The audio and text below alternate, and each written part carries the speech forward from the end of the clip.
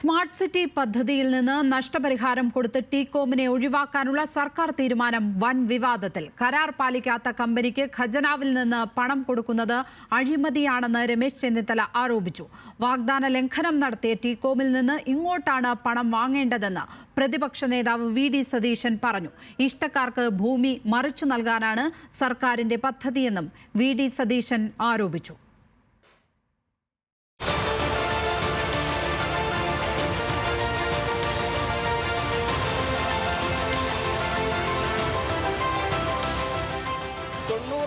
തൊഴിലവസരങ്ങൾ, 86 ലക്ഷം ചതുരശ്ര അടി വിസ്തീർണത്തിൽ കെട്ടിടങ്ങൾ.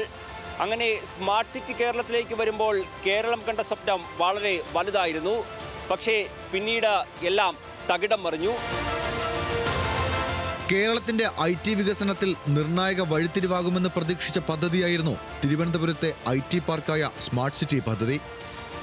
ലോകമെങ്ങും നിന്നുള്ള IT കമ്പനികൾ തിരുവനന്തപുരത്തേക്കെത്തും. 90,000 പുതിയ തൊഴിലവസരങ്ങൾ എന്നെല്ലാമായിരുന്നു സ്വപ്നങ്ങൾ. ഏറെ വിവാദങ്ങൾക്കൊടുവിൽ ദുബായ് ടീകോം ഇൻവെസ്റ്റ്മെന്റ്സുമായുള്ള കേരള സർക്കാരിന്റെ സംയുക്ത നിക്ഷേപക സംരംഭമായി 2011 സ്മാർട്ട് സിറ്റി യാഥാർത്ഥ്യമായി. പക്ഷേ 2 പതിറ്റാണ്ടിന് ശേഷവും ലക്ഷ്യങ്ങളുടെ വിദൂര പരിധികളിൽ പോലും എത്താൻ പദ്ധതിക്കായില്ല. പദ്ധതിയിൽ നിന്നും ടീകോമിനെ നഷ്ടപരിഹാരം കൊടുത്ത് ഒഴിവാക്കാനുള്ള സർക്കാർ തീരുമാനമാണ് ഇപ്പോൾ വീണ്ടും വിവാദത്തിന് തിരികൊളുത്തുന്നത്. Smart city Kochi infrastructure private ലിമിറ്റഡിൽ 16% ഓഹരി മാത്രമാണ് സംസ്ഥാന സർക്കാരിന്. 84% ഓഹരിയുള്ള ടീകോമിന് ഇപ്പോൾ പദ്ധതിയിൽ വലിയ താൽപ്പര്യമില്ല. തുടർന്നാണ് ഇതുവരെ നടത്തിയ നിക്ഷേപം കണക്കാക്കി നഷ്ടപരിഹാരം തീരുമാനിക്കാൻ ഇവാലുവേഷൻ സമിതിയെ നിയമിക്കാൻ സർക്കാർ തീരുമാനിച്ചത്. പിന്മാറ്റ നയം സംബന്ധിച്ച് ചീഫ് സെക്രട്ടറി അധ്യക്ഷനായ സമിതി നൽകിയ ശുപാർശ മന്ത്രിസഭായോഗം അംഗീകരിക്കുകയായിരുന്നു. ഇതിലാണിപ്പോൾ പ്രതിപക്ഷം വൻ അഴിമതി ആരോപിക്കുന്നത്. തീരുമാനം റദ്ദാക്കണമെന്ന് മുൻ പ്രതിപക്ഷ നേതാവ് രമേശ് ചെന്നിത്തല ആവശ്യപ്പെട്ടു. ടീകോമിന് വേണ്ടി വൻ തുക സംസ്ഥാന ഖജനാവിൽ നിന്ന് കൊടുക്കാനുള്ള ഒരു പിൻവാതിൽ ഇടപാടാണ് ഈ നടക്കുന്നത്. ഇതൊരു കാരണവശാലും കേരളത്തിന് അംഗീകരിക്കാൻ കഴിയുന്ന ഒന്നല്ല. VS സർക്കാരിന് വേണ്ടി ടീകോമുമായി പദ്ധതിക്ക് കരാറൊപ്പിട്ട ബാജു ജോർജിനെ തന്നെ നഷ്ടപരിഹാര കമ്മിറ്റിയിൽ ഉൾപ്പെടുത്തിയത് അഴിമതി നടത്താനെന്നും ചെന്നിത്തല. ബാജി ജോർജ് എന്ന് പറയുന്ന വ്യക്തി ടീകോമിന്റെ പ്രതിനിധിയായിട്ടാണ് അന്ന് ഈ കരാറിൽ ഒപ്പിട്ടത്.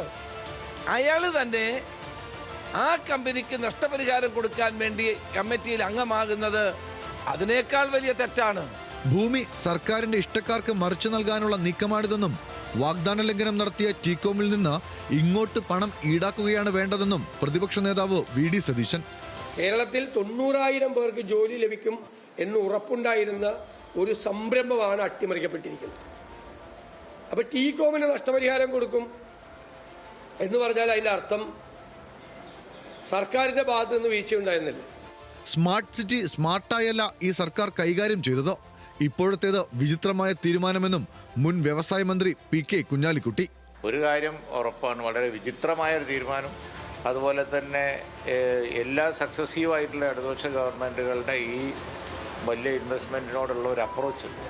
എന്നാൽ ടീകോമുമായുള്ള കരാർ റദ്ദാക്കുന്ന തീരുമാനം നേരത്തെ തന്നെ ഉണ്ടാകണമായിരുന്നുവെന്ന അഭിപ്രായമാണ് സ്മാർട്ട് സിറ്റിയിലെ സംരംഭകർക്ക് പൊതുവെയുള്ളത്. ഭൂമിയുടെ അപര്യാപ്തത കാരണം ടെക്നോ പാർക്ക് നവീകരണമടക്കം മെല്ലെ പോകുകയാണ്. ടെക്നോ പാർക്കിന്റെ നവീകരണത്തിനടക്കം തിരിച്ചുപിടിക്കുന്ന ഭൂമി ഉപയോഗപ്പെടുത്തണമെന്നും സംരംഭകർ ആവശ്യപ്പെടുന്നു. ഈ ലാൻഡിന് ഇൻഫോ പാർക്കിനെ ഏൽപ്പിക്കുകയാണെങ്കിൽ they can actually do wonders. കാരണം വെറും ഒരു ബിൽഡിങ്ങുകൾ IT ബിൽഡിങ്ങുകളുടെ സൗകര്യങ്ങൾ മാത്രമല്ല, ഇവിടെ ഒരു IT എക്കോ സിസ്റ്റം പ്രോപ്പറായിട്ട് അവർക്ക് ഒരു ഹോളിസ്റ്റിക് എക്കോ സിസ്റ്റം അവർക്ക് ബിൽഡ് ചെയ്യാൻ പറ്റും. ടീകോമിന് നഷ്ടപരിഹാരം നൽകാനുള്ള മന്ത്രിസഭാ തീരുമാനം കരാറിന് വിരുദ്ധമാണെന്ന് അന്നത്തെ മുഖ്യമന്ത്രി V.S. അച്യുതാനന്ദന്റെ IT ഉപദേഷ്ടാവ് ആരോപിച്ചു. 2007 കരാറിന്റെ പകർപ്പും ജോസഫ് സി മാത്യു പുറത്തുവിട്ടു. 10 വർഷം കഴിയുമ്പോൾ 88 ലക്ഷം എന്ന് പറഞ്ഞാല് 10 വർഷം കഴിഞ്ഞ് കണക്കെടുക്കാനല്ല, ഓരോ വർഷവും എത്ര നിർമ്മിക്കണം എന്നുള്ളത് കരാറിലെ വ്യവസ്ഥയായിരുന്നു. 15 വർഷത്തിന് ശേഷം അവർക്ക് അതിന് കഴിയുന്നില്ല എന്ന് തിരിച്ചറിയുമ്പോൾ അവരാണ് വീഴ്ച വരുത്തിയത്, അവരാണ് നഷ്ടപരിഹാരം തരേണ്ടത്.